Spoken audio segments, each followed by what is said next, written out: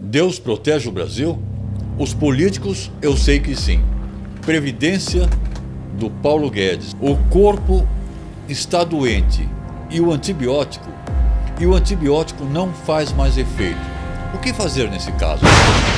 Trocamos de antibiótico para poder curar a doença. Temos de mudar as manifestações para o dia de semana, ou o Brasil morre. Atendendo a um pedido da Alice Antunes, uma fiel seguidora aqui do meu canal, vamos levantar a tag, vamos ajudá-la a levantar a tag para a Previdência, para protestar em favor da Previdência. Ou todos pagam ou não paga ninguém. Ou todos pagam ou não paga ninguém. Veja só o que o Rodrigo Maia disse. Não vamos dar bola para o Paulo Guedes. E disse também que o governo Bolsonaro é uma usina de crises. Vou repetir.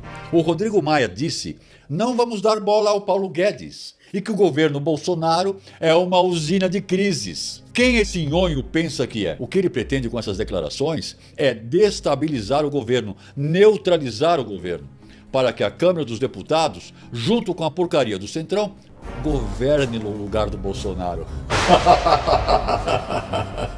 Isso é o que o Rodrigo Maia quer. Ele quer governar. Agora veja só como o cara é safado. Eu te pergunto, quem quer se aliar a uma usina de crises? Ninguém, não é mesmo? E é isso que o nhonho está tentando fazer. E isso é uma pichação muito grave, o que esse Rodrigo Maia está tentando colar no Bolsonaro. Ele é o próprio Gillette, você sabe?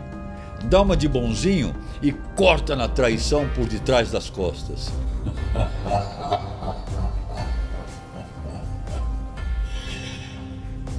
Só é pena que a nossa manifestação seja no dia 30, num domingo. Deveria ser no dia 1º de julho. Peço, por favor, para quem puder tentar mudar nossa manifestação, por favor, fale com os caminhoneiros. Fale com os caminhoneiros para que mudem essa data para o dia 1º de julho. Tenho receio que essa manifestação de domingo, no dia 30, não tenha efeito, seja como um antibiótico que não funciona mais nesse corpo doente que é Brasília. Será que Deus protege o Brasil? Os políticos eu sei que protege, eu vejo que sim. Veja como eles vivem, como eles são protegidos, que bela vida que eles têm. Você já viu um político passando necessidades? Amigo, este canal aqui é um canal de gente que pensa, que fala, que opina, que comenta. Então inscreva-se para fazer parte desse grupo de pensadores. E não esqueça de ativar o sininho, beleza? Vinheta!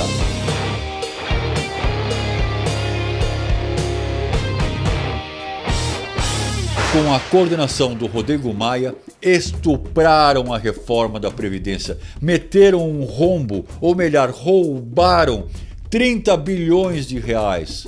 Mas veja como o judiciário vai se aposentar, veja só, com aposentadorias no valor de 29 mil reais por baixo. E muitos desses caras ganham por volta de 50 mil reais hoje e se aposentam, claro, com os 29 mil reais. No legislativo, os picaretas vão se aposentar com salários de, no mínimo, 23 mil reais. Olha só, os funcionários públicos com estabilidade no emprego, livre de gastos, produtividade como bônus. Produtividade significa, sabe quando os caras dão multas? Diversas multas, eles ganham 10%, 15%, 5% de cada multa aplicada. Pô, mais o salário. Esses caras vão se aposentar com 9 mil reais. Quem se aposenta no Brasil com 9 mil, 23 mil, 30 mil reais? Quem? Ah, os políticos. Os políticos. O Brasil foi tomado pelo crime, foi raptado pela máfia política. Brasília se tornou um porto de piratas. Lá pelos anos de 1600, o Porto Real, em inglês Port Royal, na Jamaica, era conhecido como o paraíso dos piratas. Era um porto seguro para os piratas. Lá, os ladrões não podiam roubar de si mesmos por estarem em holy ground. Em inglês, Holy Ground significa solo sagrado, você entende? Eles tinham suas leis e códigos de conduta bastante claras. Como você acha que um pirata seria punido? Caso fosse pego roubando dentro da cidade de Port Royal, em solo sagrado. Como você acha que isso se desenrolaria? Nessa época, havia piratas holandeses, franceses, árabes, mas os poderosos piratas eram os portugueses e espanhóis. Eles dominavam Brasília, os mares. História, história, história. E a Inglaterra também entrou para a pirataria, para combater pirataria com pirataria. Os ingleses piratas tinham o apoio da Rainha Elizabeth I. Não, o Brasil não é um país sem lei. Nossos piratas do Congresso Nacional constituíram em Brasília um porto seguro para governar a pirataria, inclusive com leis.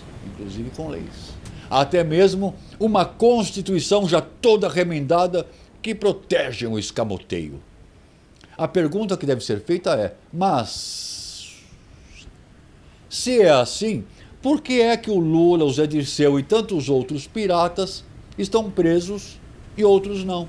Porque há corsários, bucaneiros, porque nem sempre tudo foi dividido entre eles por igual, entende? Porque havia disputa pelo poder entre esses corsários, e porque o código do solo sagrado, o código do porto seguro foi quebrado.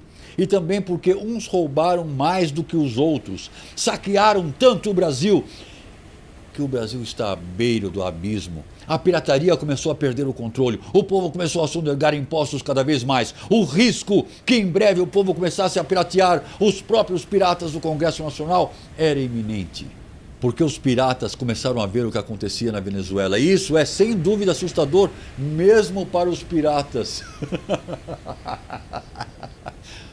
Pois isso causa problemas para o comércio. Entenda que o mar onde eles navegam é o Brasil. De lá eles pilham nossas riquezas. Tudo estava fora de controle. Só que nós não temos uma Rainha Elizabeth, não é mesmo? Ah, mas nós temos um Sérgio Moro, um Deltan Delagnol, nós temos uma Polícia Federal, uma Operação Lava Jato, um Jair Bolsonaro. E, na verdade, isso foi tudo bastante diferente do que na época dourada da pirataria, pois combatemos pirataria com o cansaço, a incerteza do povo que se levantou e gritou: basta! Basta! A pirataria do Congresso Nacional. Basta! Se os senhores acham que a luta é da direita contra a esquerda, os senhores estão muito enganados. A esquerda deixou de fazer oposição honesta e passou a fazer obstrução desonesta. Ou seja, não existe oposição, o que existe é obstrução. E se o que existe é obstrução, logo não existe esquerda, não existe centro. E até há pouco tempo atrás, antes da ascensão do Bolsonaro, também não existia direita. O que existia e o que existe são corsários, bucaneiros, filibusteiros. Em resumo, resumindo bem resumidinho, são piratas. Eu sou a favor da democracia. Eu sou a favor da verdadeira democracia. E para que haja uma verdadeira democracia, precisamos sim de oposição. Não lutem contra a oposição. Só que o que está aí não é oposição. Se há uma direita, então tem de existir um centro, uma esquerda, para que seja o verdadeiro berço da democracia. Você entende? Mas o que está aí não é democracia, pois tão pouco política aqui se faz. O que está aí é para qualquer brasileiro se envergonhar. O que está aí é uma escarradeira de injustiças com o povo, promovido por uma gentalha que infesta o Congresso Nacional. Mas por sorte,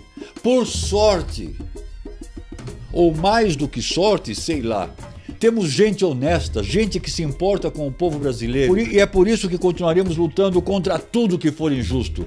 Não importa de qual gênero seja, ou de que lado venha, ou de que cor tenha. Eu não consigo terminar esse vídeo sem falar sobre o STF, sem falar sobre esse Gilmar Mendes.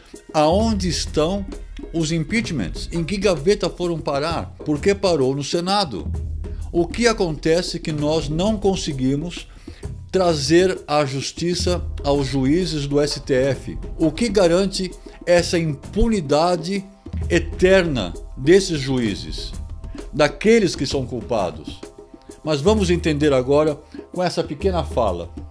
Os próprios advogados dos colaboradores não querem que os seus clientes falem sobre os juízes. Porque fala sobre os juízes ficam e o advogado se inutiliza, porque o juiz nunca mais perdoa. E existe o espírito de corpo. Então o advogado não quer que haja denúncia. Sem a denúncia, fica difícil, fica muito difícil. Zangão Blues.